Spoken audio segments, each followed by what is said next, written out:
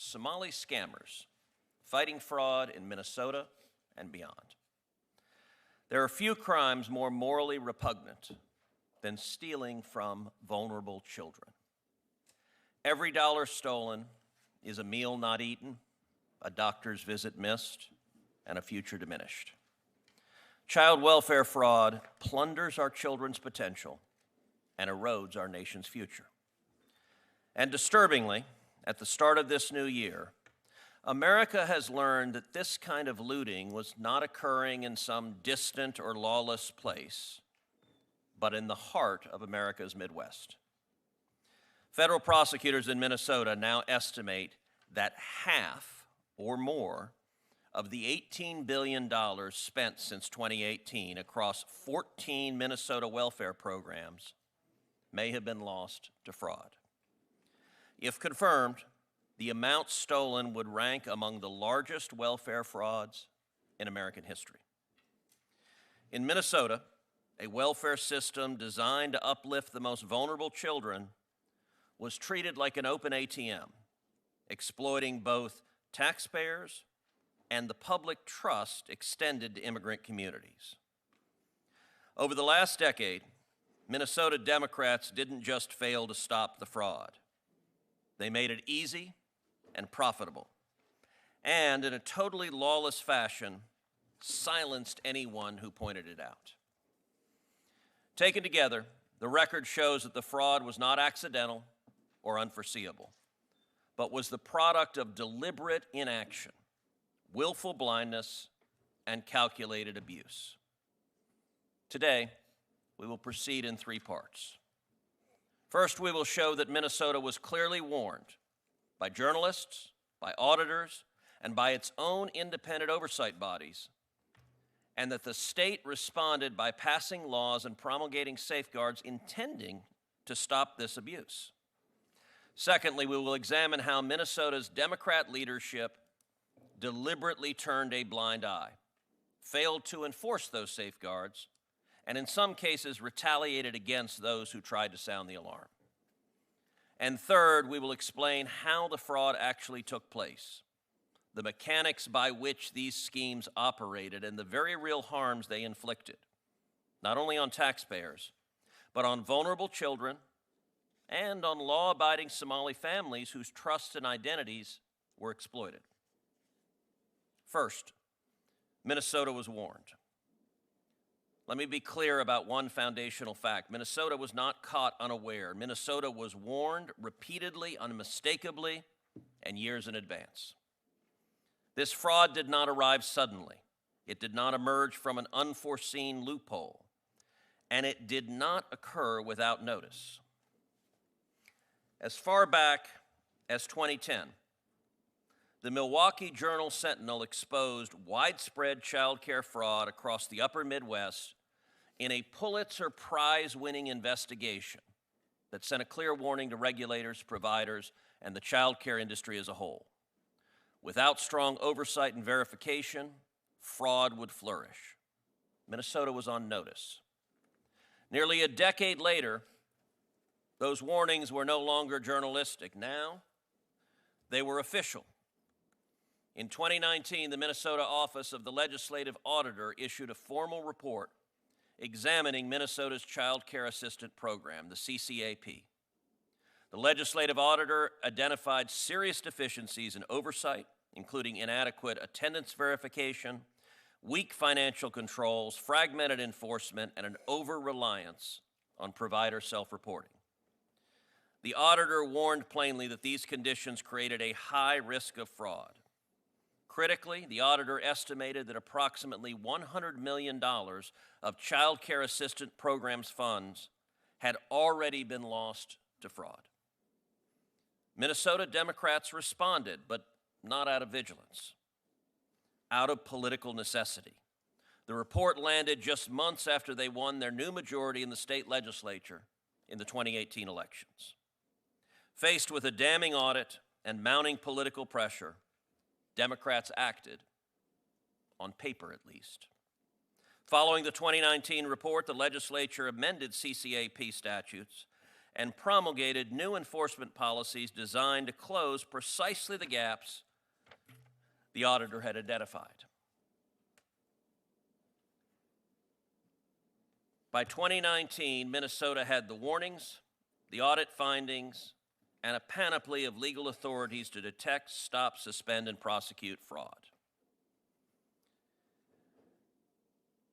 But that brings us to the second part of the story. Democrat leadership ignored the law they had just passed, attacked whistleblowers, and failed to enforce it. Once Minnesota had been warned, and once Minnesota Democrats wrote the solution into law, the duty was clear: enforce the law. Instead, they treated legislation as a press release, not a mandate, providing political cover while allowing the money to keep flowing. Federal audits later confirmed what internal staff had warned all along. Minnesota failed to verify attendance, failed to use its suspension authority, and failed to intervene early when red flags appeared. What's worse, rather than go after the fraudsters, the state went after the whistleblowers. On January 31st, 2026, the Minnesota Star-Tribune reported that staff at the Minnesota Department of Human Services repeatedly flagged fraud risks and lax safeguards, only to have those concerns ignored, dismissed, or met with retaliation. According to that reporting, current and former DHS employees sent an anonymous letter to the U.S. House Committee on Oversight and Accountability describing serious and systemic failures dating back to at least 2019. Employees reported being reassigned, called racist and xenophobic, sidelined, excluded from key discussions, and in some cases subjected to what they described as threats or workplace surveillance after raising red flags. Minnesota's Democrat leaders did not reward integrity. Instead, they punished it. When bipartisan legislation was introduced to establish an independent inspector general, Minnesota Democrats blocked it. The Democrat House Speaker at the time explained why. An inspector general, quote, is not part of the budget framework, citing an $18 million cost over 4 years. As billions were being pilfered by fraud and as whistleblowers were being silenced and punished, Minnesota Democrats had the gall to say that an inspector general costing only $4.5 million a year was too expensive. That wasn't fiscal prudence, that was a choice. It was willful blindness. The programs move billions of dollars each year, and they're concentrated within a relatively small number of administrative pipelines. Minnesota's Somali community receives welfare benefits at rates far higher than the state average, making these programs both financially significant and politically sensitive. In a state where the two closest statewide elections were decided by less than 1%, the Somali community votes overwhelmingly Democrat. The numbers are stark. 81% of Somali households in Minnesota receive some form of welfare, 81%, compared to 21% of non-Somali households. 54% of Somali households receive food stamps compared to 7% of non-Somali households.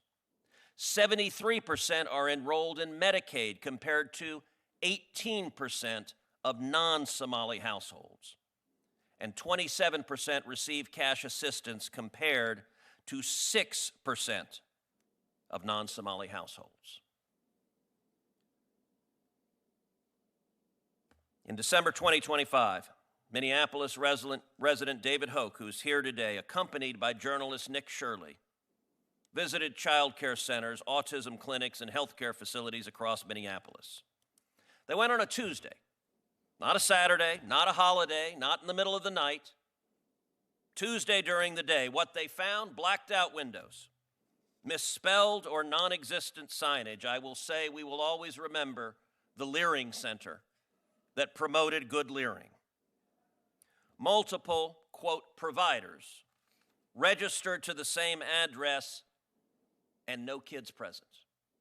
It's amazing having child care centers and autism centers with no kids. And by the way, it's not subtle. You walk up, there's no toys, there's no kids, and the windows are blacked out. This is not hidden. It is obvious, except for the Democrats that didn't want to see it. Had the state done its job, had it sent inspectors instead of press releases, that fraud would have been obvious. To understand just how calculated this fraud became, consider the most disturbing example of all. In September 2025, federal prosecutors charged Asha Farhan Hassan for orchestrating a $14 million fraud scheme against Minnesota's EIDBI autism program. The program exists to provide medically necessary early and intensive care to children with autism. Fraudsters turned it into a profit engine. According to the charges, Hassan and her partners recruited children from the Somali community, paid parents cash kickbacks, used unqualified individuals as quote-unquote therapists, and billed Medicaid for services never provided or grossly inflated. Where a child did not already have an autism diagnosis, the scheme allegedly worked to obtain one.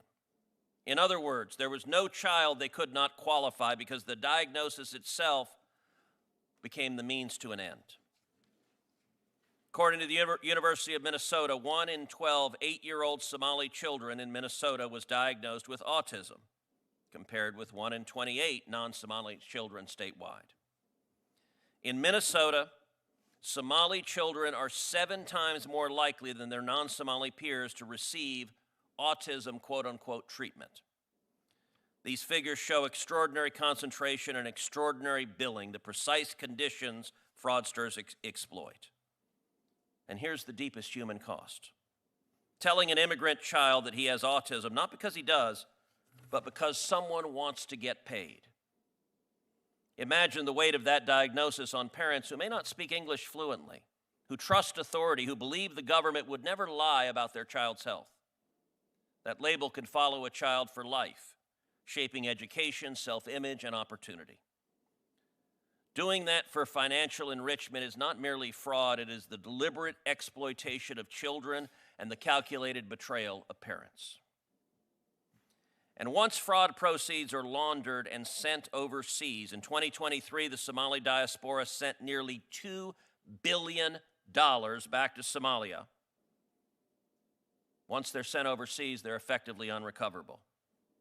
Meanwhile, Al-Shabaab, the U.S.-designated foreign terrorist organization and al-Qaeda's affiliate in Somalia, controls large swaths of territory and systematically extorts money moving through its financial channels. When billions of dollars are stolen from U.S. welfare programs and sent abroad, there is no credible way to ensure those funds do not enrich jihadists within Al-Shabaab.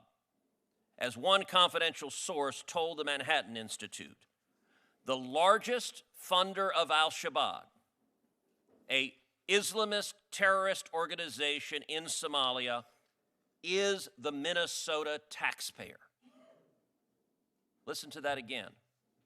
The single largest funder of Al-Shabaab, a terrorist organization in Somalia, is the taxpayers of Minnesota. Taken together, the evidence before this committee leads to one unavoidable conclusion. Minnesota was warned.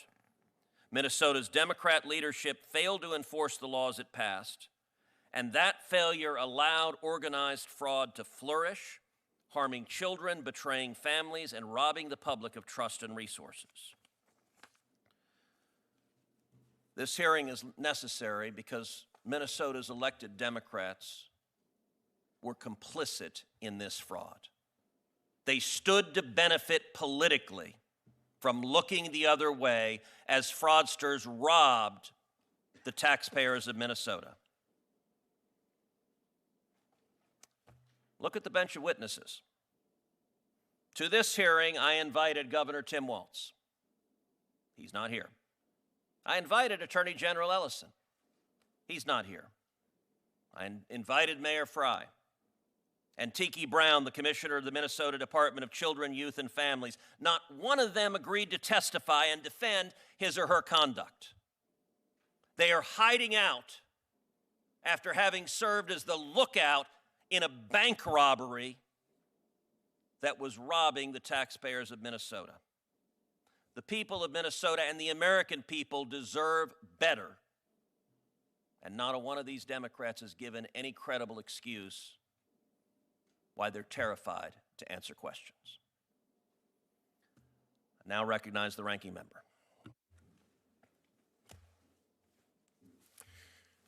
What a strange thing it is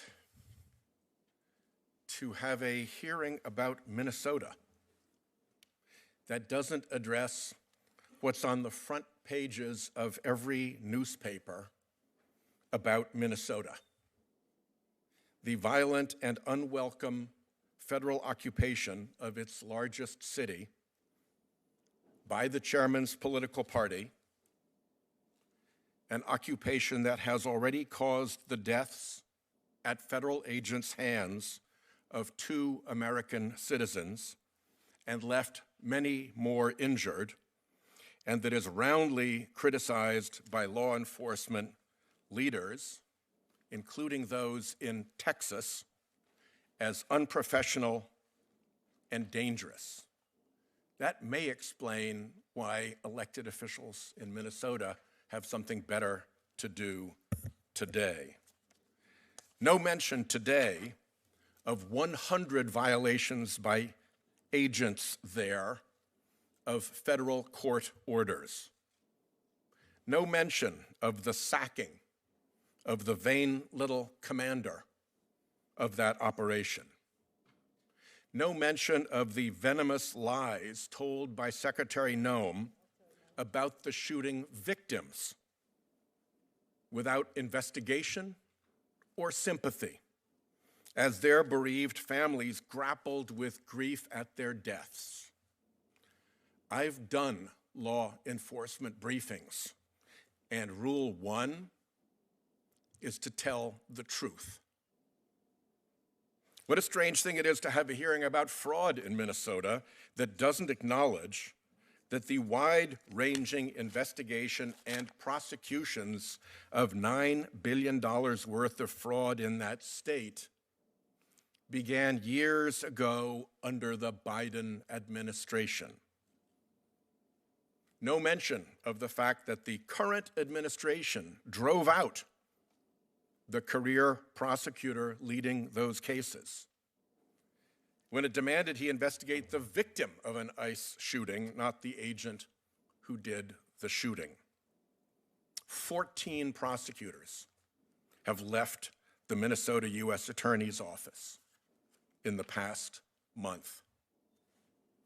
And what a strange thing it is to have a hearing about fraud that doesn't look at the colossal fraud perpetrated by this administration, starting with the president's own conviction of 34 felony fraud counts, the dismissal of inspectors general who watch out for fraud, the destruction of the Justice Department components that prevent and prosecute corruption, the self-serving billion-dollar crypto deals that line the pockets of the president and his family, the pay-to-play presidential pardons that strip fraud victims of their restitution, the disabling of consumer protection offices and regulators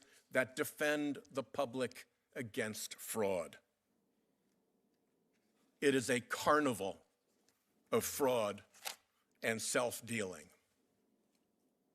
On top of all this, the biggest fraud ever perpetrated in America is going on right now, facilitated and accelerated by the Trump administration and implemented through a massive, semi-covert climate denial fraud operation and a twinned, massive, semi-covert, dark money political corruption operation. This fraud costs Americans hundreds of billions of dollars every year. $770 billion annually, according to the International Monetary Fund.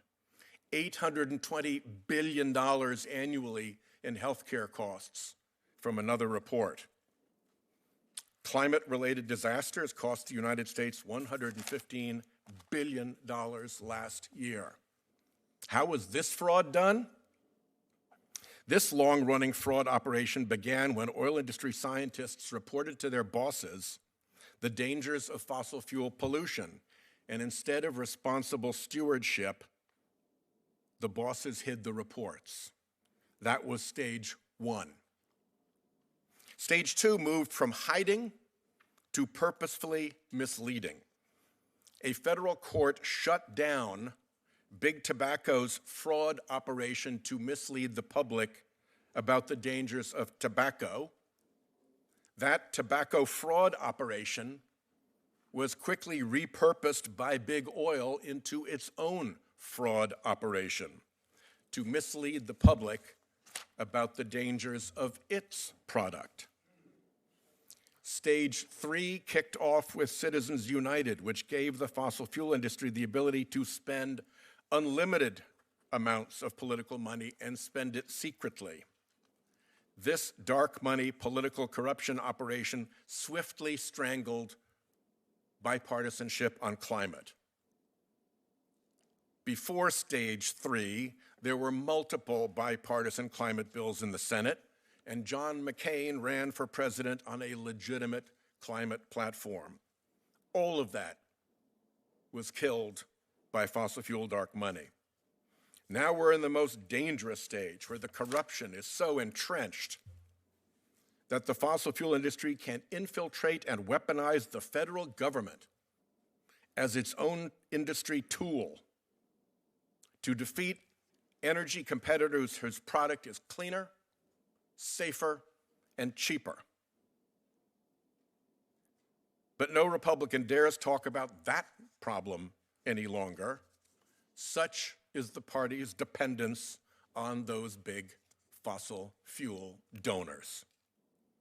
President Trump asked the fossil fuel companies for a $1 billion campaign slush fund in 2024, and they expect and got a return on their investment. Quid pro quo. The lies and fraud are legion, but to use just one Rhode Island-based example, senior cabinet officials continually assert that offshore wind is unaffordable when the opposite is true. Anyone reading the contract can see that Revolution Wind will bring 9.9 cent kilowatt hours to an 18 cent kilowatt hour grid. The administration's weaponized attacks, rejected as pretextual, went 0 for 5 in federal court, including before a Trump appointee. Instead of focusing on this massive fraud, or holding the administration accountable for the monumental levels of fraud and corruption in its own ranks, a Texas chairman holds a hearing on fraud in Minnesota, which is neither the biggest issue in Minnesota nor the biggest example of fraud. There's a biblical saying about the mote in another's eye and the beam in your own from the Sermon on the Mount. Why beholdest thou the mote that is in thy brother's eye, but considerest not the beam that is in thine own? Asked Jesus. I will leave it at that. I want to commend my Democrat colleagues for giving an ode to Homer Simpson. When something is distracting, scream, squirrel! Because we saw a speech about global warming. We saw a speech about Orange Man bad. We saw a speech about how today's Democrat Party exists seemingly exclusively to defend violent criminal illegal aliens and to demonize law enforcement. And yet, miraculously, in that enormous word cloud, virtually nothing about $9 billion stolen from Minnesota taxpayers by Somali fraudsters, with Democrat politicians knowing full well what is happening, facilitating it, and harvesting votes and campaign dollars from the people robbing the children of Minnesota. My Democrat colleagues want you desperately not to focus on those facts. And so instead, miraculously, the Democrats have discovered the Sermon on the Mount. Well, this hearing is going to focus on $9 billion stolen from the taxpayers, and hundreds of millions of those dollars going to the Al-Shabaab terrorist organization funded by the Democrats.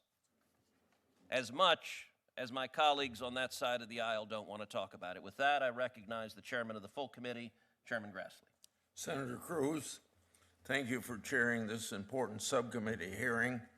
And I want to point out an association with your emphasis in your remarks about the importance of whistleblowers and inspectors generals rooting out and exposing fraud. I'll speak about that a little bit, but not as strongly as you have, and I want to say that I appreciate your bringing that up. During my time in the Senate, I've exposed waste, fraud, and abuse within many government programs. At the end of last year, the American people learned of shocking and sophisticated fraud schemes in Minnesota. Billions of taxpayers' dollars may have been lost to crime. What happened in Minnesota is as bad as it gets. These fraud schemes have targeted federal programs designed to help children with autism, the elderly, and small businesses. It's deplorable that fraudsters would target programs designed to help Americans struggling to take care of their children and their families. It's also deplorable that the Walz administration allegedly retaliated against whistleblowers who tried to expose this fraud. If true, such retaliation should not go unpunished. In large-scale fraud schemes like these, whistleblowers are public's greatest asset and allies. Congress, federal agencies, and state agencies must protect whistleblowers, and the executive branch must hold criminals fully accountable to the law. That's why in January, I wrote to nearly 10 agencies, including the Department of Justice and the FBI, regarding the allegations. This is all about accountability. I want to know what the government's doing to solve these problems, hold wrongdoers accountable, and take steps to ensure this never happens again. Director Patel announced in December 2025 that the FBI deployed personnel and investigative resources to Minnesota. Attorney General Bondi has ordered additional Department of Justice prosecutors to Minnesota. And on January the 8th, the Trump administration announced the creation of a new division for national fraud enforcement within the Department of Justice. This new division will focus on rooting out fraud across the federal government, and will be led by a new Assistant Attorney General. The Treasury Department's introduced additional reporting requirement for banks and other financial institutions in Minnesota. These new requirements are designed to alert regulators to suspicious overseas transfer of cash. Regarding these financial oversight efforts, Secretary Bessent recently stated, quote, Minnesota is going to be the genesis of a national rollout. A national approach is needed now more than ever. The Department of Education has also reportedly begun creating a dedicated fraud detection team and has already prevented $1 billion in student aid fraud since January 2025. I expect the administration to provide the committee with updates regarding these efforts. However, as the title of this hearing suggests, Allegations of fraud have extended beyond Minnesota to other states. Fraudsters are operating on a national scale, affecting federal programs from Medicaid to student aid and beyond. The federal government and state governments, whether Republican or Democrat, are in charge, must always respect the taxpayers and their monies. The same is true of the Inspector General community. Federal and state agencies across the country must work together to get to the bottom of these sophisticated fraud schemes. This should not be a partisan issue. Senator Cruz, thank you again for holding this hearing. Thank you, Mr. Chairman. I now recognize the ranking member of the full committee. Thank you, Mr. Chairman. This is the subcommittee's second hearing this year. Last month, we had to listen to my Republican colleagues push for the impeachment of federal judges who had the nerve to rule against the Trump administration. Today's hearing marks another low. In the last month, federal agents shot and killed 2 of our fellow Americans in Minnesota. Bystanders and journalists have documented numerous abuses of constitutional rights by federal agents in Minneapolis, including warrantless arrest, use of excessive force, racial profiling, surveillance of protesters, and the detention of U.S. citizens and children. This abuse of power and much-needed oversight of the Trump administration should be the focus of this subcommittee because of the individuals involved in what they have done. Somewhere along the way, many of my Republican colleagues decided they could tolerate the scenes of agents shooting innocent American citizens. But the timely topic to them is fraud by one immigrant group in that same state. As part of their ongoing need to carry water for the president, they have chosen to embrace his bigoted attacks on Somali immigrants, whom he has called garbage. The shameful title of today's hearing reflects that same approach. I want to be clear. Fraud is a crime and it should be prosecuted accordingly. In fact, it was the Biden Justice Department that opened the Minnesota fraud investigation and brought the first prosecution. And it is the Trump Justice Department that has diverted prosecutors and FBI agents away from fraud investigations to focus on the president's mass deportation campaign and his effort to establish some sort of retribution for his political enemies.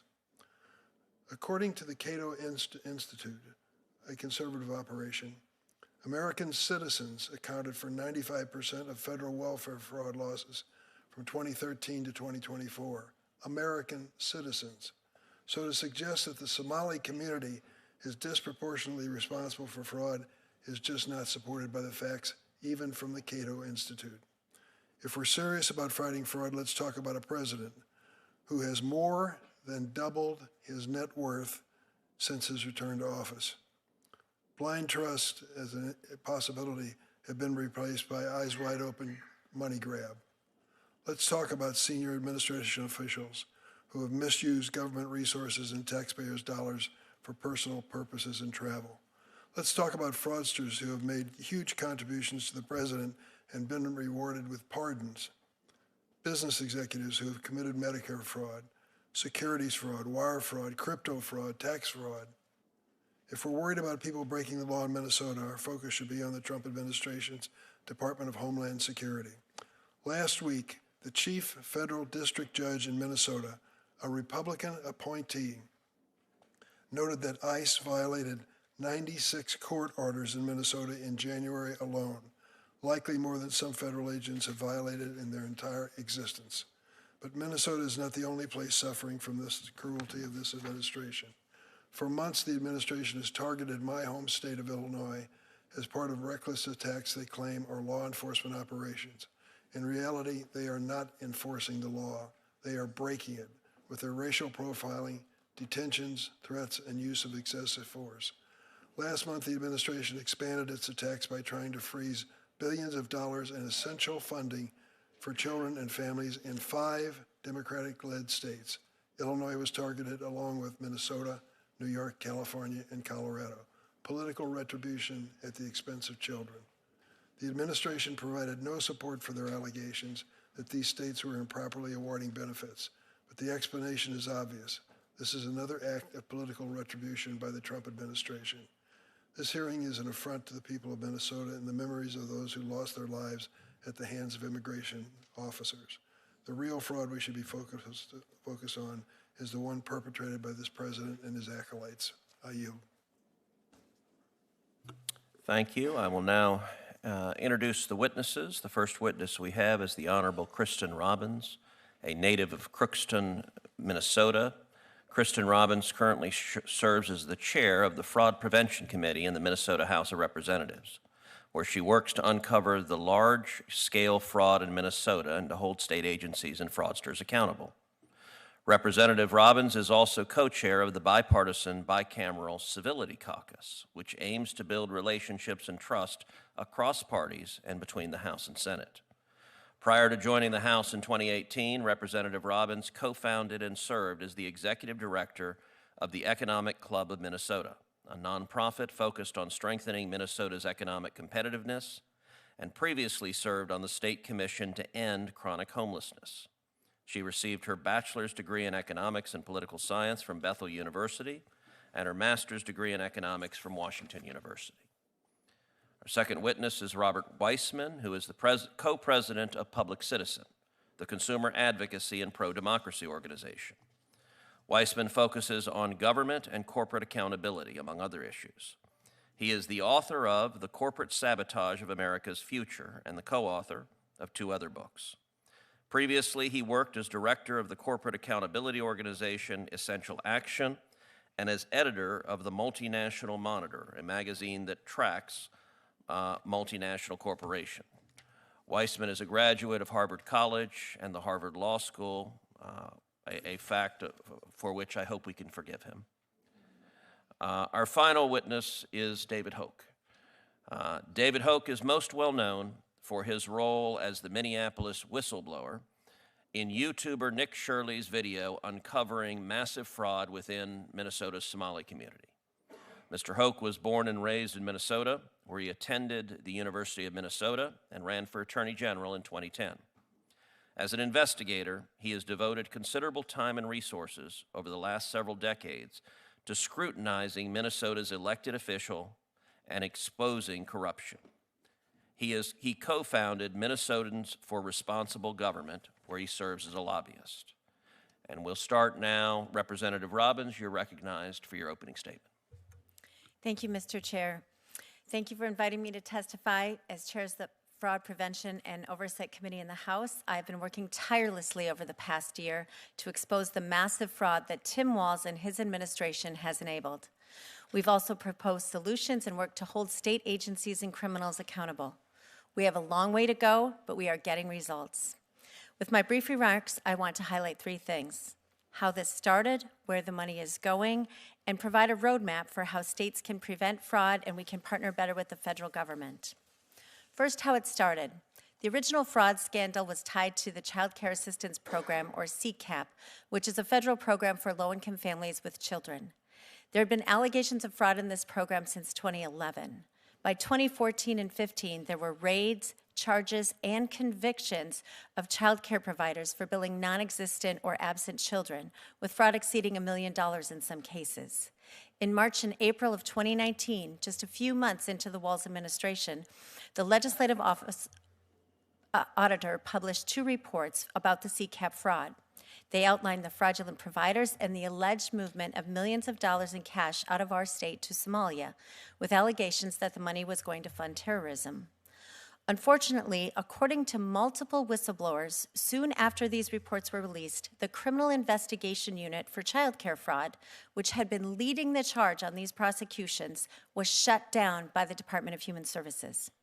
Rather than conducting criminal investigations of fraud, the Walz administration essentially renamed fraud as overpayment, and then referred any overpayment cases to a new internal overpayment committee, which would decide if they should pursue reimbursement. The DHS staff in this unit were no longer allowed to talk to their counterparts in the Bureau of Criminal Apprehension without prior supervisor approval. Failure to address childcare fraud and the decision to stop criminal investigations led directly to the largest COVID fraud scandal in the nation.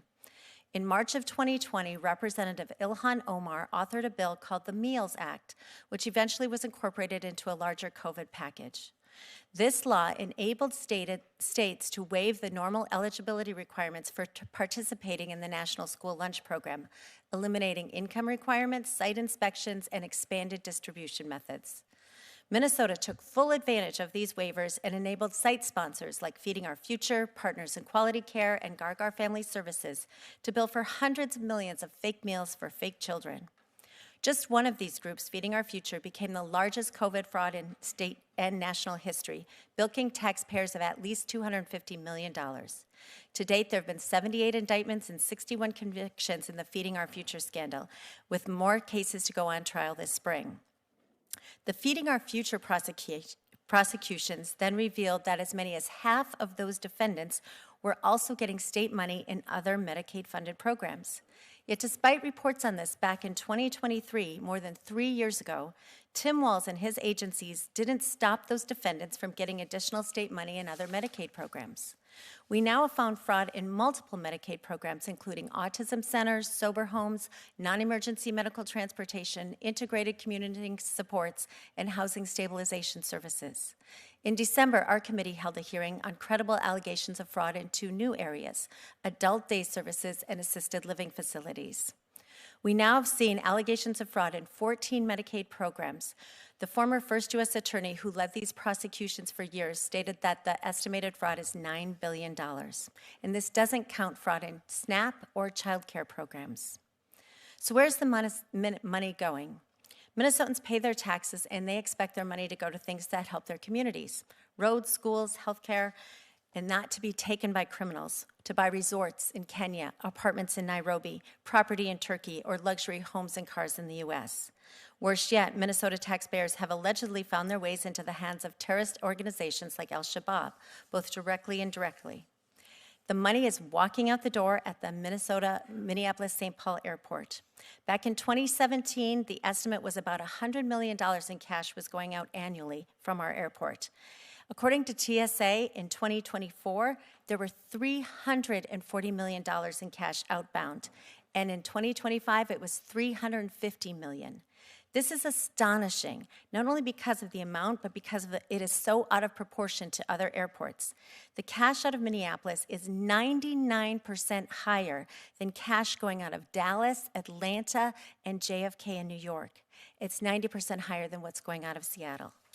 Minnesotans are incredibly frustrated that their hard-earned money is being siphoned off by criminals while their taxes keep going up and vulnerable citizens don't get the services they need. Other states should learn from our failures. There are some basic common sense principles to stop the fraud. First, culture matters. Fraud flourishes when leaders ignore it and criminals see they can get away with it.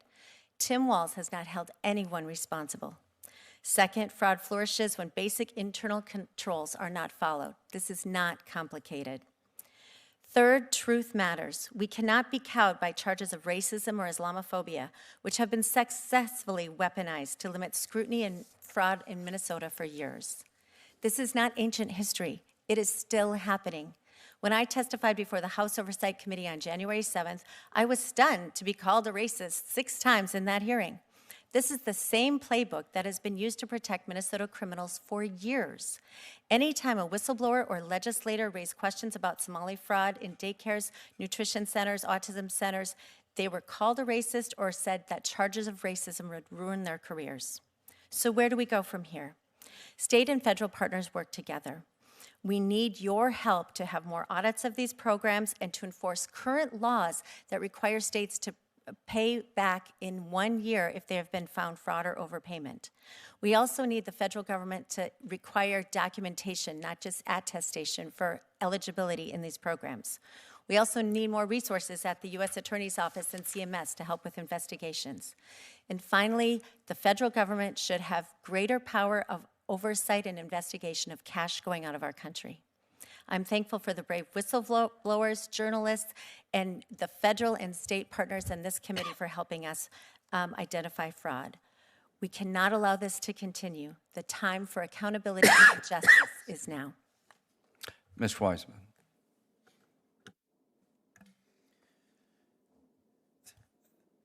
Thank you, Senator Graham and members of the committee. Fraud and scams are indeed a scourge in America, across this country, not limited to Minnesota. Taxpayers are cheated when fraud is done against government programs. Beneficiaries are harmed as well. Fraud in the private sector steals billions from consumers and in extreme cases drains families of life savings and sends them into a cycle of misery. Unfortunately, the reality is the Trump administration is systematically dismantling the anti-fraud programs of the federal government.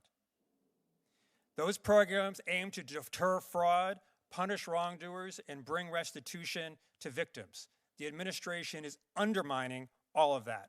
It is fair to say, in fact, that through its actions, the administration is fostering more fraud, facilitating more scams, empowering corporate and small-time fraudsters alike, and depriving victims of the justice to which they are entitled. As regards Minnesota, there plainly is some fraud that has gone on, as there is throughout this country. Where there is fraud, it should be investigated and prosecuted. No one wants tougher enforcement more than legitimate providers and the beneficiaries of the programs that are being defrauded. That said, it is unhelpful to make claims about fraud in Minnesota or anywhere else based on exaggerated numbers or shaky evidence. And in the case of Minnesota, it's worth pointing out that the efforts by the U.S. Attorney are being undermined by this administration driving out the people who are engaged in the prosecution of the fraud in Minnesota and by diverting the FBI from its work on fraud to immigration enforcement.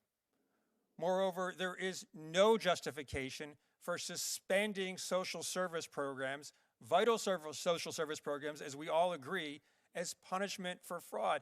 That punishes innocent people and leaves the fraudsters alone. Nor, obviously, is there any rationale for pursuing suspension of programs on a partisan basis. Now, the subtitle of this hearing is dealing with fraud in Minnesota and beyond. I wanted to pull back and talk for a few moments about the beyond. To be clear, the actions of this administration are undermining governmental, anti-fraud, and accountability agencies. When it comes to corporate fraud or scams perpetrated by those close to the administration, the policy is to ignore, forgive, or coddle the wrongdoers if they're actually caught. Moreover, the president and his top aides are shattering norms of conflict of interest and basic ethical standards, creating a culture of impunity that for sure is encouraging more fraud against the government and around the country. This is not an administration that is determined to root out fraud. In short, for the super rich and for the super connected, this is an administration that is taking the anti-fraud cops off the beat. And for those who manage to get caught anyway, they give them and are doling out get-out-of-jail-free cards. Let me explain the evidence behind this. When it comes to the Department of Justice, this administration has gutted or disbanded the public integrity section, the consumer protection branch of the agency. It has fired the agency's top ethics advisor. It has issued guidance to soften corporate crime enforcement. The president has pursued his pardon power in strange service of fraudsters. Leaving aside the January 6th pardon, more than 1/3 of all of the president's pardons have gone to those who perpetrated fraud or similar kinds of crimes.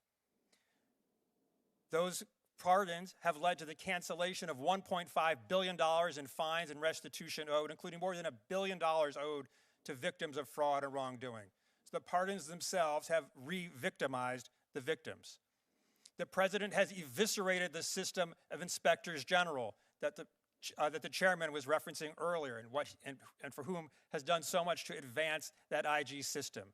Not only did he fire 17 IGs at the start of his administration, he is responsible for firing 2/3 of presidentially appointed inspectors general. 3/4 of the inspectors general top offices were empty as of October. We've looked at the staffing inside the IG's offices, drastic cuts across the board. The president had shuttered the Consumer Financial Protection Bureau, illegally in our estimation, closing down the most important anti-fraud agency in the federal government. He has slashed staffing at the Internal Revenue Service by more than a quarter, guaranteeing an increase in tax fraud, avoidance, and cheating, primarily by the super rich, and costing taxpayers approximately $200 billion over the next 10 years, according to Yale University analysts. He has canceled enforcement against large corporations more than 150 separate times that we've been able to document in the first year of the administration. He has engaged in rampant conflicts of interest, including most startlingly a joint venture with a UAE-affiliated company, as reported by the Wall Street Journal this past weekend, compromising our foreign policy, destroying basic ethics standards, and inviting more fraud and wrongdoing by others around the country. He has destroyed the East Wing of the White House and then solicited funds from corporations and the super rich to pay for his ballroom. Our investigations found that 2/3 of those corporations contributing had government contracts, more than $200 billion in contracts over the previous 3 years. This committee is absolutely right to focus on fraud. Senator Cruz is absolutely right to bring his righteous anger against fraud. But that fraud is not limited to Minnesota. That is small potatoes compared to what this administration is perpetrating. I encourage this committee to focus on that fraud, to pursue the reversal of the policies that I've identified, and serve the American people who absolutely, on a unified basis, want to counter fraud and wrongdoing in the government and in the private sector. Mr. Hoke.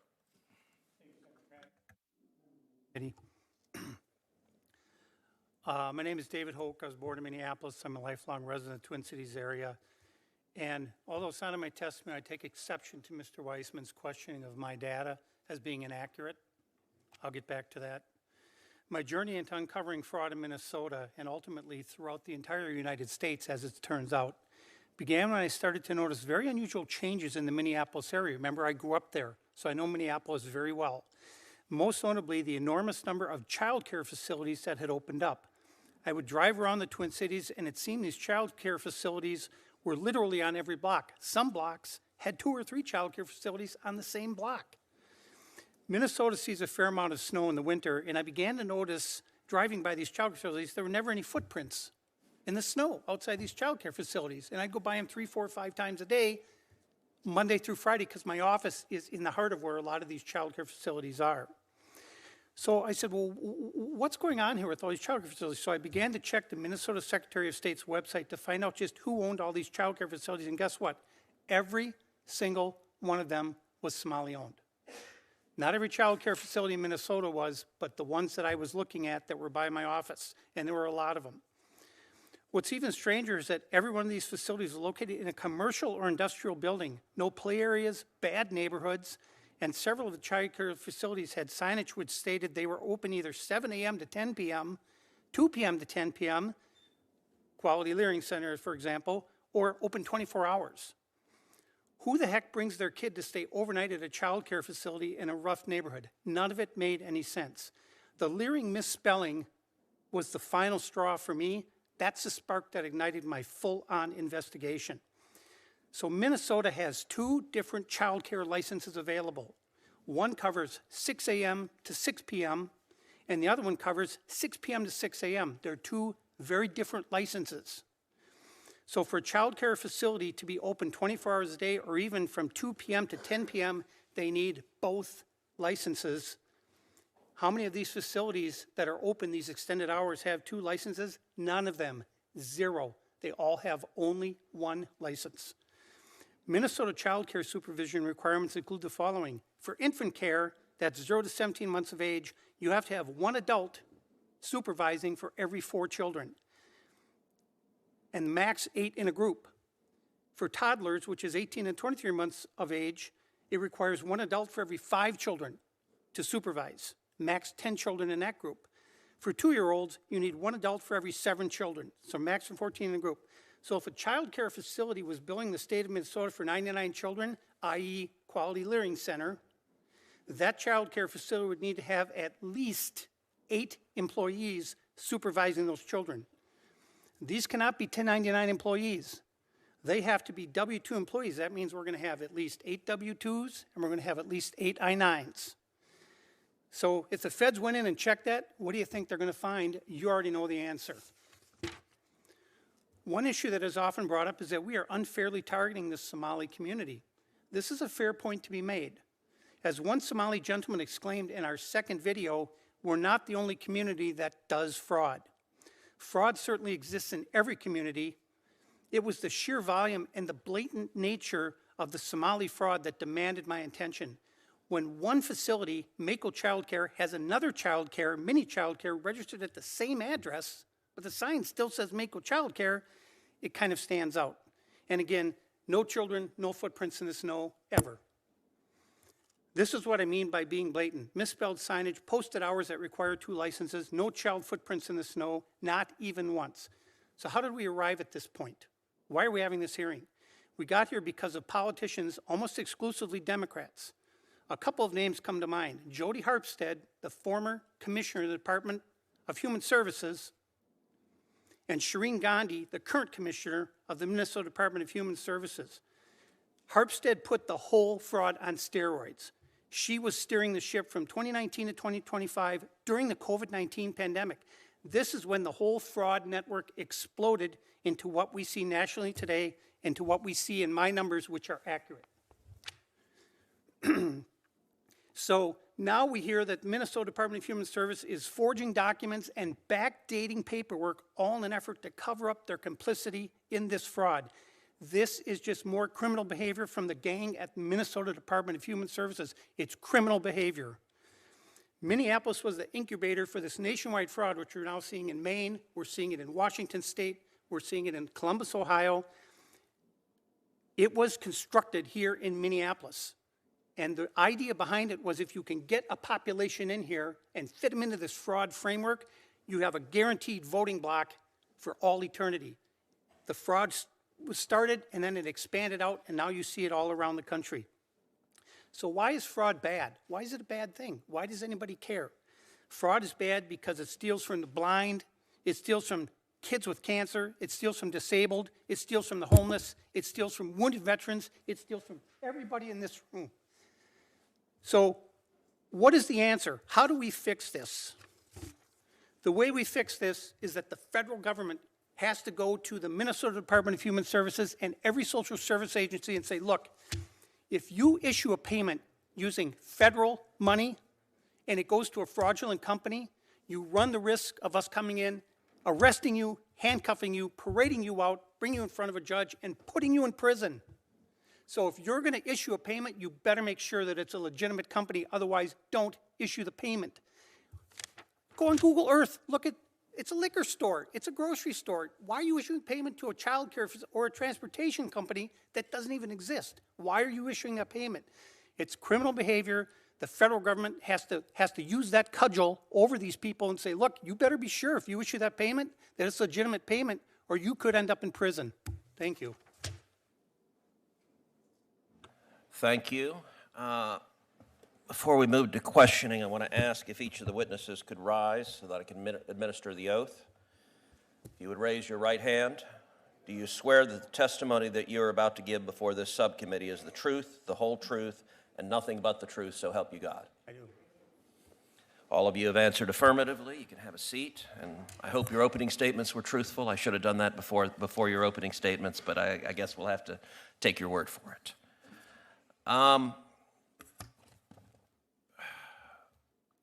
Representative Robbins, let's start with you. How broad was the fraud that was perpetrated in Minnesota? We are still getting a handle on it, but it's all of the, not all of, but a huge segment of the child care programs, autism services, sober homes, emergency transportation, a 14 areas of Medicaid fraud, SNAP benefits. We are still, I would say, getting whistleblower reports, uncovering new vectors of fraud. We just discovered the adult day services and the assisted living. Those haven't been counted in the total so far. So I believe it's much broader than we currently know, and we will continue to expose it. Is there any chance the elected Democrats in charge of the state were unaware of the fraud? No. There have been credible whistleblower allegations, press reports, and Office of Legislative Auditor reports for many years.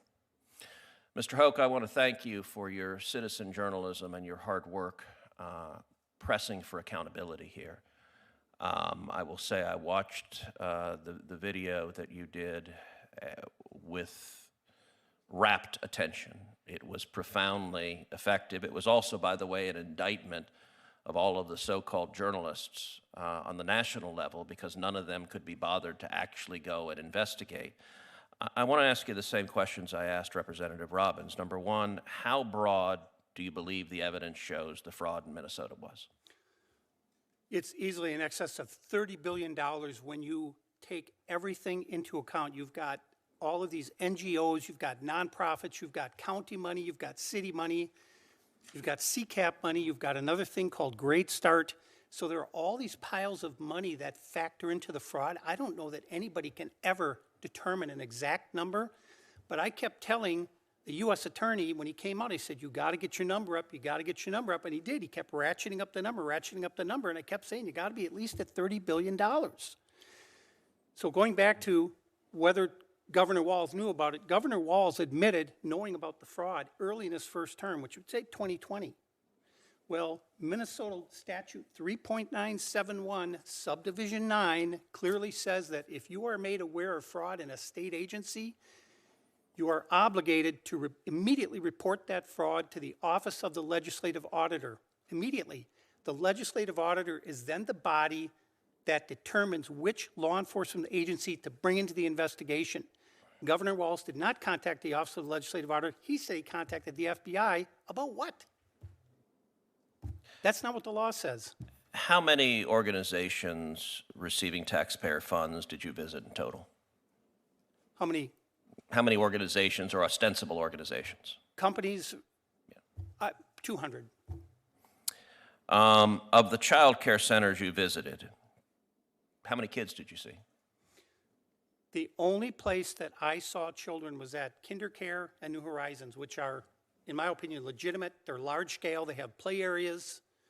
And they also receive CCAP money, but they're the only places that I saw where there were children present, ever, at any of them.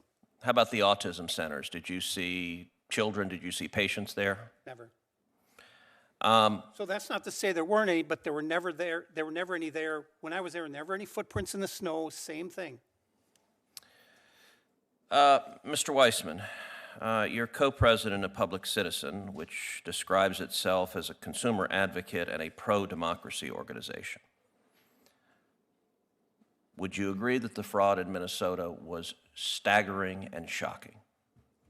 I agree that there is fraud in Minnesota. I don't believe these estimates are grounded in any evidence that I've seen. The $9 billion figure was based on a claim just that, well, I think that half of them must be fraudulent. I just heard a comment just saying, boost the number up. But to be clear, and with respect, you missed my testimony. No question there's fraud in Minnesota, and absolutely I share your righteous anger about whatever degree of fraud there was there.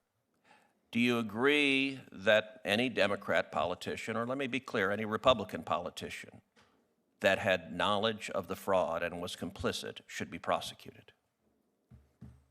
I'm not sure what they're being prosecuted for, but also in my testimony, I described also outside of Minnesota the manifold ways that this administration is enabling fraud. I understand. The reason, hold on. The standard is that you want Sir, prosecute I'm going to people. ask a question, and then you can answer it. Yes, sir. Your organization describes itself as a pro-democracy organization. I'm going to Correct. try to find out if you actually are pro-democracy or if you're simply pro-Democrat and are a partisan. We've seen the Democrats who want to change the topic. So I get you want to testify how much you hate Donald Trump. But I'm quite certain Donald Trump was not running a fraudulent daycare center or a fraudulent autism center in Minnesota. So all of the talking points about how you dislike Trump, set them aside. We will see the Democrats on this committee go down those talking points. Do you believe elected politicians in Minnesota who were aware of this fraud and were complicit in it should be prosecuted? Should there be accountability? There absolutely should be accountability. It is not normal to prosecute government officials for not prosecuting fraud. That is not a standard I'm aware of that you've advocated or that anyone else has advocated in the Senate. So do you think it's perfectly okay? I did not say if it's let's okay. if let's say Governor Walz or Attorney General Ellison knew about the fraud, benefited from the fraud in terms of bundling votes, benefited from the frauds in terms of collecting campaign finance violations, and deliberately looked the other way. You think that's not criminal conduct? In that hypothetical, it is not okay. 100% not okay. But also, if you'll permit me, that hypothetical is in fact happening throughout. Okay, yes, I get it. You dislike Trump. I understand you dislike Trump, sir. Cruz. It is whether I have a standard of accountability. So let me, sir, please do not interrupt me. Please do not. Being clear. I am. Please do not interrupt me. Please do not interrupt me. Sir. You may answer questions after I ask them.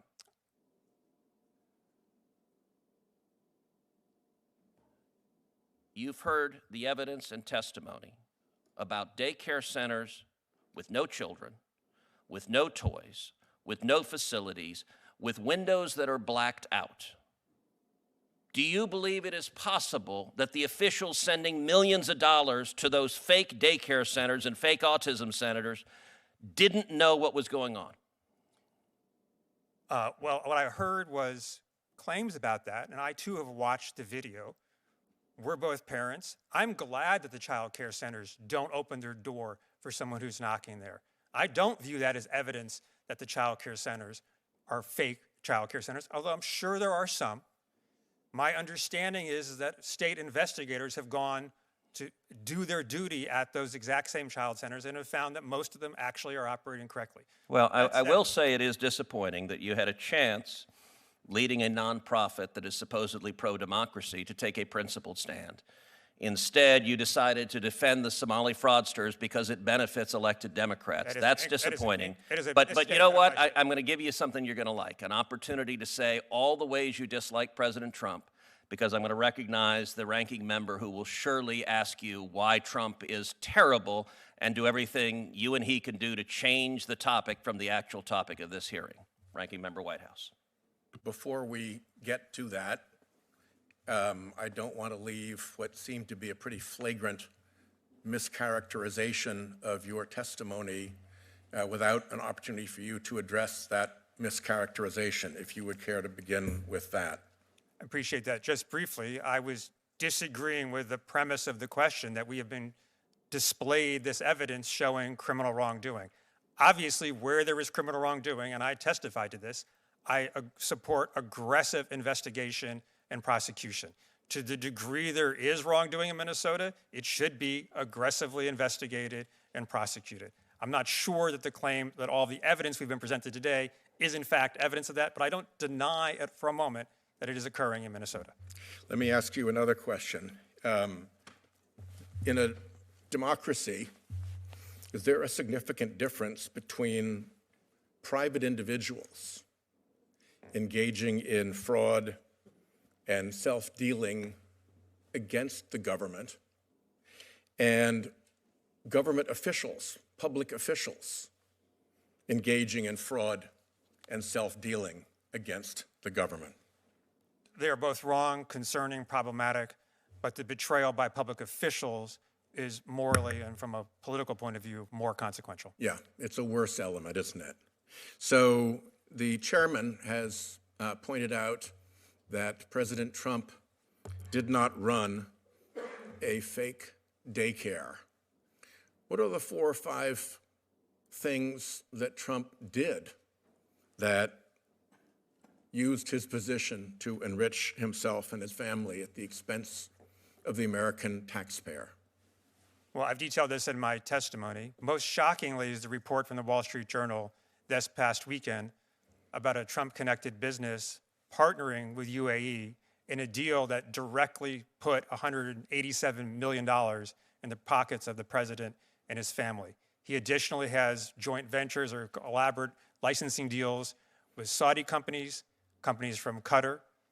He is engaged in this elaborate cryptocurrency arrangements that have made him at least $2 billion by independent estimates, and maybe even more, just in the course of the last year. And let's look for a moment at the pardon process, which used to be operated under the supervision and scrutiny of the Department of Justice and now appears to have moved to the lounge at Mar-a-Lago. It seems that there is a pay-to-play arrangement by which people can acquire pardons. Can you elaborate on that? Yeah, well, we've seen the president use his pardon power aggressively, and I don't begrudge him for doing that whatsoever. But what is shocking is that, leaving aside the January 6 pardons, they've been so heavily focused on those who've committed white-collar crimes, and particularly fraud. Fraud crimes. People who have committed those crimes, shown no remorse for those crimes, owed restitution for those crimes, or excused for restitution for those crimes, and who appear to be getting off because of their connection to the president, because they've hired high-priced lobbyists to get them there, or have made, or they or their families have made contributions to the president's political committees or those that benefit him directly. Do you think that fits into what the public generally understands to be pay to play? Yes, sir. So we are now in a political environment and government in which the cops basically have been defunded or fired. The inspectors general have the job of rooting out fraud and corruption. What's the Trump administration doing if it's concerned about fraud and corruption with the Inspector General Corps of the United States? Well, I don't believe it is concerned about fraud and corruption. I believe it's effectively advancing fraud and corruption, including by eviscerating the IG community. As I mentioned, 2/3 of the IGs presidentially appointed have been fired by this president, and the IG staffs are massively diminished in just 1 year. These are the agencies that are in charge of doing exactly what we're talking about in Minnesota. It's their job to find that kind of fraud. If there was a genuine commitment to being worried about that fraud, not for partisan reasons, but because we actually cared about fraud, we'd be, as Senator Grassley said, supporting and strengthening that IG community, not cutting it off at the knees. My time is up, and I've paid the members the courtesy of staying within my time. Senator Schmidt. Thank you, Mr. Chairman. American citizenship is a gift, but also a sacred duty. It comes with extraordinary rights and important responsibilities. Responsibilities are a precondition to those rights. That's why our forefathers created strict rules for naturalizing new citizens. On the front end, those who wish to become Americans must prove they are persons of good moral character and loyal to our country and attached to our Constitution. On the back end, we have the ability to revoke the citizenship of those who lie or deceive us in the process of securing it. We've seen those standards of citizenship be debased. Look at the stories of just the past few months in Minneapolis, case after case, naturalized U.S. citizens behaving in ways that show beyond any shadow of a doubt that they were never fit for citizenship in the first place. In Minnesota, naturalized citizens defrauded our government for billions of dollars. One individual stole almost $1.7 million from a program intended for poor children. Just today, a naturalized citizen in Massachusetts pled guilty to stealing over $1 million from our welfare programs. Something has to change. It's why I've introduced the Scam Act to expand and accelerate our ability to denaturalize people who should have never become citizens in the first place. If you use your new citizenship to commit massive welfare fraud, aggravated felonies, or espionage, or join drug cartels or terrorist organizations, you were never fit to be called an American at all. I encourage my colleagues on this committee to support that important legislation. Now, Mr. Weissman, you are the co-CEO of Public Citizen, is that correct? Co-president, yes, Okay. sir. President, okay. Is welfare and grant fraud in the national public interest? I'm sorry, Is welfare and grant fraud in the national public interest? It is addressing it? 100% contrary to the national interest. Okay, but taking it on would also be in the national interest, correct? Taking it on is absolutely in the American interest. Is fraud prevention is fraud prevention racist? Fraud prevention is not racist, no. Okay. Are current fraud prevention efforts by the Trump administration in Minnesota racist? No. Okay. Are deportations racist? Are deportations racist? It depends. They can be racist, Okay. sure. Is ICE racist?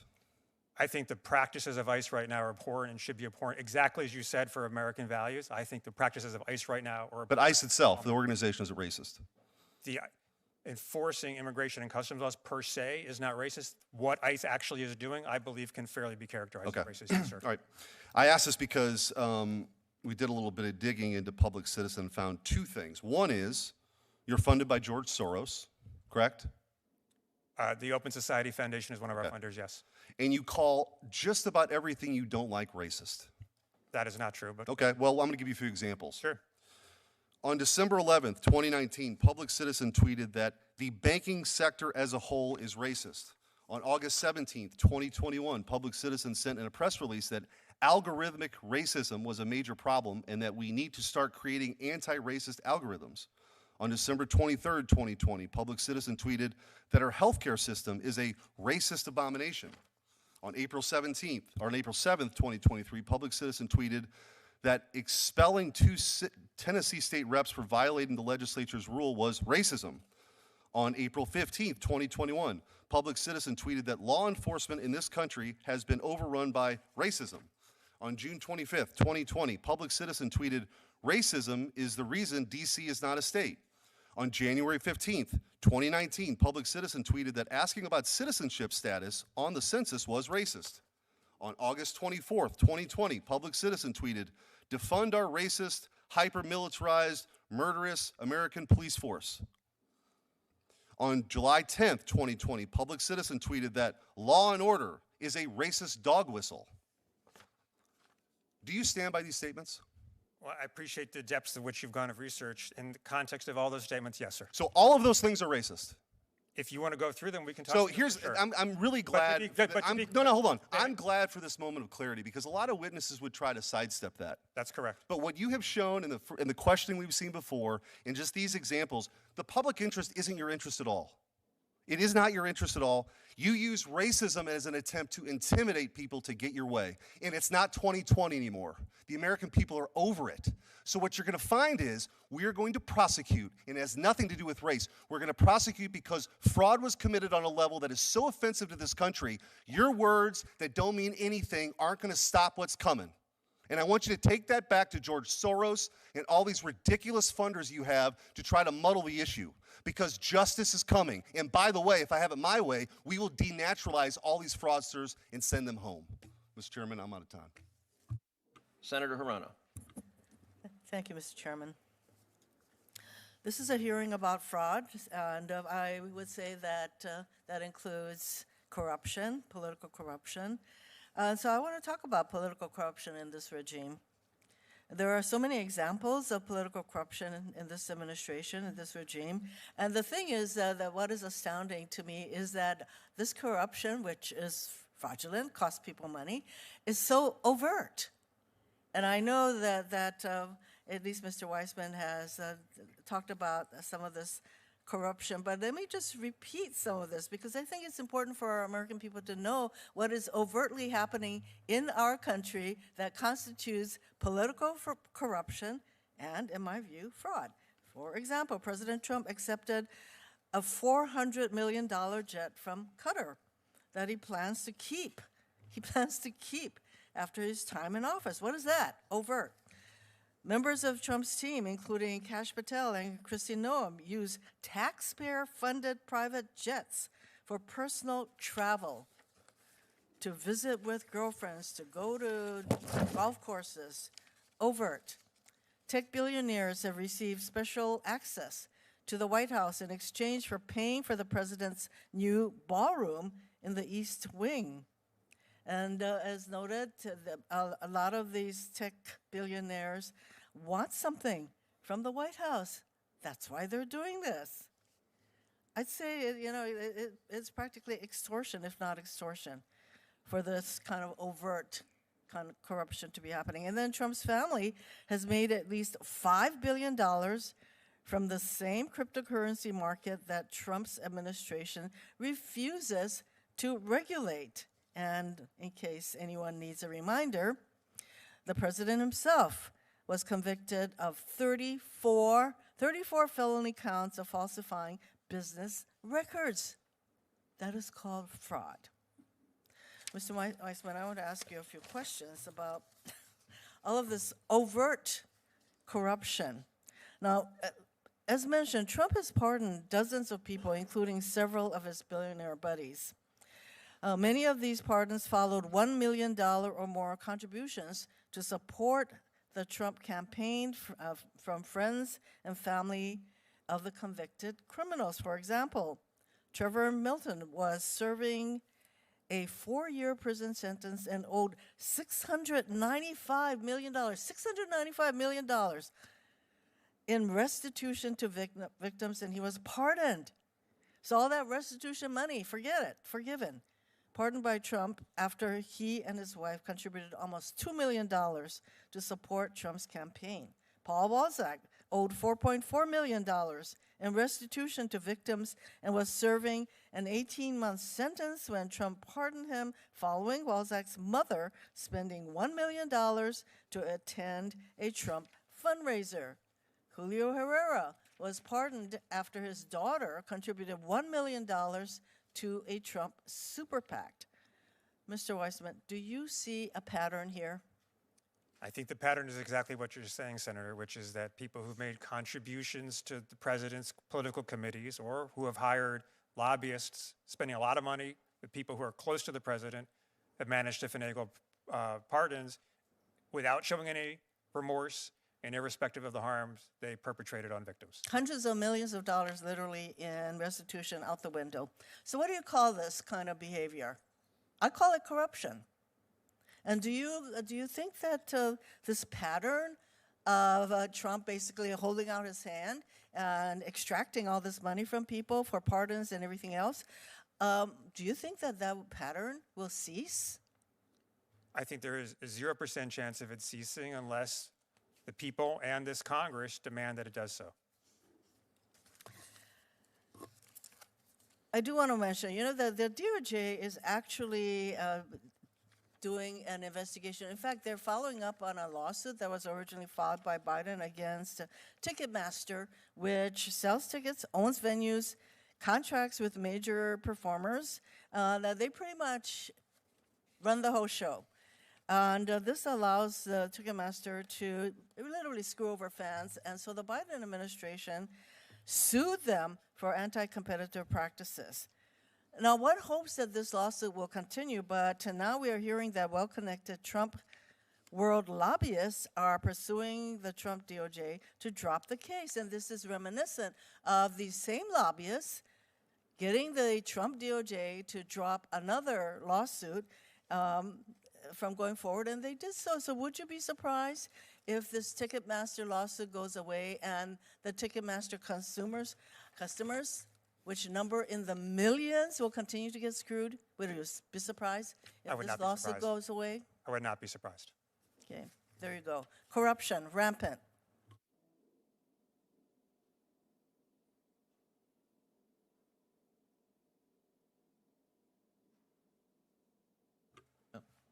Senator Cornyn. Am I pronouncing your last name correctly, Mr. Hoke? Hoke? Thank you. Mr. Hoke, do you think this kind of fraud is isolated in Minnesota? Do you think it's pervasive? Yes. Do you think it just is a case of child care fraud, or would it apply to more broadly to various non-governmental organizations that are given contracts by the different federal departments? Here, why don't you get your microphones up there? Yes, sir. I think it covers almost every organization, nonprofits, NGOs, healthcare, adult daycare, autism centers. And so I want to go back to something that Mr. Weissman said. So this is the second time now that he has questioned my data. He was Well, just I mean, if- discredited, so I offered in my second video $100,000 to anybody who could prove my data wrong, so I stand by it. Okay. I'm sorry, Senator. No, you'll have plenty of chance to refute what you All right. disagree with there. But, so, not limited to daycare, not limited to Minnesota. Are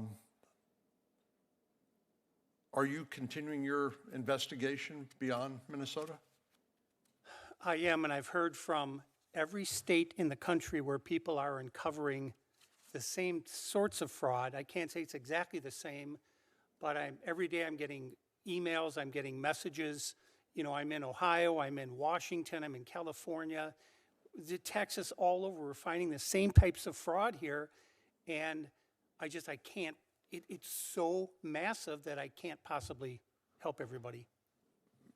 Mr. Chairman, I have a document published by the Board of Governors of the Federal Reserve System, nonprofit organizations total assets level, dated January the 9th, 2026. I'd ask unanimous consent to make that part of the record.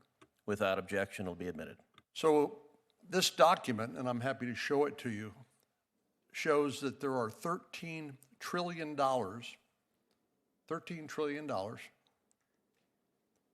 in total assets that are in the hands of NGOs or non-profit organizations. Does that number shock you like it shocks me? 13 trillion. Well, Senator, I think what happens is we've become desensitized to these big numbers because we hear them so often. It's a shocking number all on its own. Yes. So it strikes me part of the problem is when the U.S. Congress appropriates money, they're appropriated usually to federal agencies, and then they contract with NGOs and others. And I think one of the things we need to look at is what those contracts provide for, and particularly with regard to the requirement for audits on a periodic basis. But you're concerned about fraud being more pervasive and extending beyond Somali child care in Minnesota. Would it also extend to these $13 trillion in the hands of non-governmental organizations? There's certainly going to be a good portion of that is fraud. Now, one of the reasons that I don't have a clearly defined number on the amount of fraud is because 4 times I've requested from the state of Minnesota the data for the payments, the Medicaid payments going to these transportation companies. And remember in the video, Nick and I went, and none of them existed. One was a liquor store, one was a grocery store, one was a mailbox. And so the state won't turn over to me the amount of money that these companies are getting. That's why I had to take a national average in the video, and that's how I came up with the number, and it's staggering. So what sort of recourse in terms of recouping the amount of money stolen in the Somali daycare operation? So what how can that money be recouped if it can? Well, you're never going to get it all back, but again, we have to stop worrying about suitcases full of cash at the airport and transfer wires going to Saudi Arabia and Kenya and all these other places. You got to cut the money off at the source, and you got to go to these social service agencies and tell them if you write a fraudulent check, you run the risk of going to prison, period. You have to have that sitting there, so they're going to think twice before they issue a payment because they might end up in prison because it's a felony. Thank you, Mr. Chairman. Thank you. Senator Graham. You're telling me that there are companies that are listed that receive transportation payments that don't exist. When I say they don't exist, all they are is registered with the state of Minnesota. They're a slip of paper. They don't exist. They have no office. They have no assets. So it's a scam. It's a total scam. So here's to the people of Minnesota. Your governor, you better answer these questions. What can we do? We can get you here and hold you accountable for the programs you're running in Minnesota. Ms. Robbins, are you here to tell me that the system in Minnesota is broken and you're having a hard time getting people to help you? Thank you. The system is absolutely broken. There are fraud on multiple levels. There are failures of internal controls, and And finally, you're we have telling me help your from the state feds. has not been responsive. No, they have actively, I would say, harmed whistleblowers who tried to point it out, and they have tried to shut down investigations. You said fake meals for fake kids. Yes. Would it help if you had to biometrically identify recipients of aid, that they'd have to be biometrically identified to prove they exist? I think it certainly would help. I'm a privacy advocate, so I'd want to understand the details Well, of that. number one, prove you exist. Yes, prove you exist, like very basics. Does That's the not a recipient privacy problem. If I'm going to give you money, is it too much to ask that you prove you exist? No, that's why we need Well, documentation. that's coming. Not attestation. We're going to fix this. It's coming. We're not going to sit on the sidelines and watch billions of dollars go to organizations that don't exist, rows of daycare facilities that don't provide daycare. It's in Minnesota. Bless you both trying to fix it. Is there any doubt, Mr. Hoke, to the extent of the problem that is billions in Minnesota? Again, we don't know what the number is going to be. It's going to be, it could be 80 billion if you go back. You just don't know. We don't know, but to the point about politicians knowing, so I filed a criminal complaint against Governor Walz for violating the law for not reporting the fraud. I think when you ask the Medicaid services in Minnesota, tell us who you give money to, that's not unreasonable. So what I would think this committee should do, quite frankly, is that we should ask for an accounting. When Minnesota wants to get reimbursed for SNAP benefits, are you familiar with the SNAP program? Yes, sir. Do you have to provide names who got the benefits, or they just give you a number? My understanding is that there is a list, and the federal government is trying to get it from Minnesota. Well, but we're in I'm telling lawsuit. you we can't. Right, they're stonewalling. That's right. They're stonewalling. Taxpayers, minority taxpayers, no matter what the color of your skin, you work hard for your money, and the people at the top in Minnesota are trying to perpetuate the fraud, in my view. You can say what you want to about Trump. That's not why we're here. Seems to me that we would want to make sure that a transportation company on paper actually exists. It seems to me that if we want to feed a kid, they actually exist. And you know what? They're not giving us the data to prove that they actually exist. So how in the world can we, as the federal government, allow this to continue? We are not. Ms. Robinson, are you begging us to help you? Yes, and we're grateful for the help that's come recently from the Trump administration and from our partners here in these committees. Mr. Hoke, are you begging this committee to help you? Yes. Message received. Mr. Weissman, I don't want to waste your time or mine. Bottom line is, we're going to find a way to help the taxpayer. I don't mind. I like feeding kids who are hungry and can't afford to get a meal unless they get one at school. I don't mind helping Medicaid people to get to where they want to go. I do mind when we're getting ripped off, and to the leadership of Minnesota, your day is coming. And if you think it's just Minnesota, Senator Cornyn, you're right, it's everywhere. And we're going to find it. That's the least we can do as managers of these programs. God bless you all. Thank you. Senator Lee. Thank you, Mr. Chairman, for organizing this hearing. Thanks to each of you for being here. The United States of America is one of the most generous countries in the entire world. It also happens to be one of the most upwardly mobile countries in the entire world. It's somewhat unique in the sense that a person can be born into poverty here or arrive here as poverty, as a refugee or otherwise, and have the reasonable hope and expectation, if they work hard, one day they are likely to be able to retire comfortably, if not wealthy.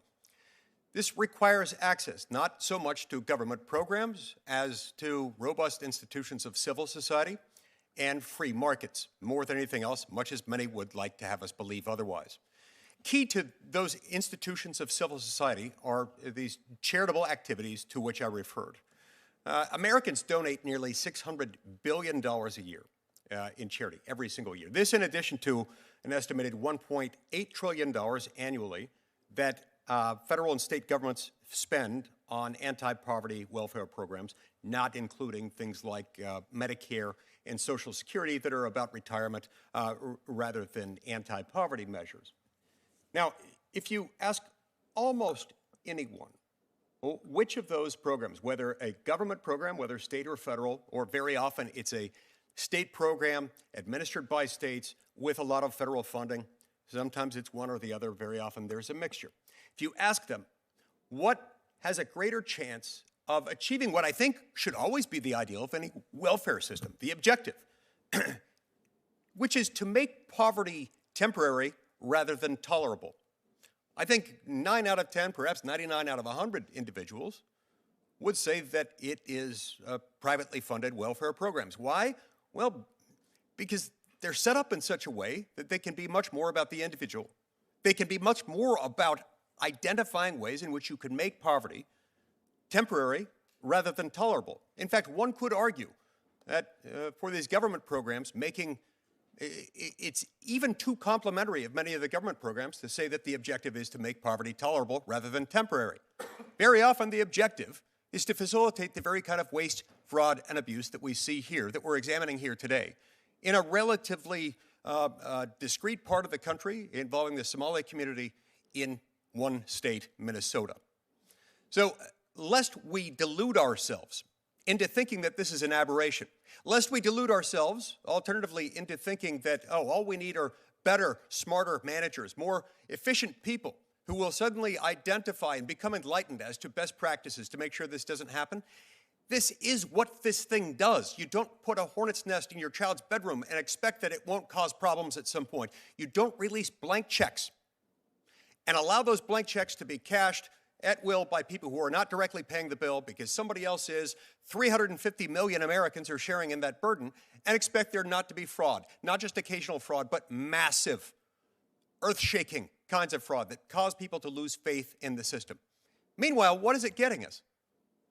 Under these systems, particularly the federally funded state-administered programs, under what circumstances do we have evidence that this is making poverty temporary rather than tolerable? And in what circumstances do we have evidence that it's not facilitating fraud?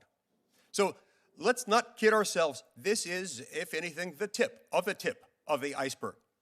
It happened to manifest itself very well because of Nick Shirley and a few other brave journalists who stepped into the fray on this one and have taken a lot of heat as a result. But I suspect that this is the tip of the tip of the iceberg. Mr. Hoke, in your view, did the Minnesota state government, either through incompetence or willful ignorance, reckless blindness or otherwise, did it enable the Somali fraud in Minnesota? Yes. How did it do that? Complicity. Complicity. Complicity with what degree of awareness as to the level of fraud that was being undertaken? 100%. 100%. So this was not a bug, was it? This was a feature. So when we look at the fact that the federal government is $38.5 trillion in debt, when we look at the fact that we have impoverished Americans, keep in mind, when we spend this much money that we don't have, adding to that $38.5 trillion debt at a staggering rate approaching $2 trillion a year, what does that do? I'll give you a hint. It is not the rich people who suffer. Rich people find ways of getting even richer during times of tremendous inflation. It is hardworking Americans, especially poor Americans, and middle-class Americans who are living paycheck to paycheck. They are the ones who suffer. And damn all of us if we don't look out for them. Shame on all of us if we don't fix this. And by fix it, I don't mean get smarter people, have better procedures. I mean, maybe we should start looking at the fact that our Constitution puts this government in charge of a few things: national defense, weights and measures, trademark, copyrights, and patents, regulating trade or commerce between the states with foreign nations and with the tribes. There are a few others, but that's the lion's share of the power. We were not equipped from the beginning to be a welfare agency. The word welfare appears exactly twice in the Constitution, once in a non-operative, non-authority granting preamble, and a second time in the spending clause, which was included as a limitation on the spending power rather than an expansion of it. There is no power to just look out for people generally, unless we rely on a bastardized version of the Constitution that has driven us into $38.5 trillion in debt, crippling poor and middle-class Americans with destabilizing inflation that it makes it impossible to raise a family in this country. And shame on all of us if we don't take this as a severe wake-up call, because this is going on all the time. Thank you. Thank you, Senator Lee. This concludes today's hearing, although I will note that Governor Walz and Attorney General Ellison and Mayor Frey were invited. They could have come here and answered questions. They could have presented some sort of defense that they were not, as Mr. Hoke just put it, 100% aware, 100% complicit, and indeed personally and politically benefiting from robbing the Minnesota taxpayers. They chose not to do so. But I'll make clear that invitation remains open. Governor Walz is welcome to come to this committee. Attorney General Ellison is welcome to come to this committee. Mayor Frey is welcome to come to this committee. And I'll tell you this, I won't hold my breath waiting, because all three have entered witness protection when it comes to fraud in the state of Minnesota. Written questions can be submitted for the record until Wednesday, February 11th at 5 p.m., and I will ask the witnesses to answer and return the answers to the questions to the committee by February 25th at 5 p.m. And with that, this hearing is adjourned.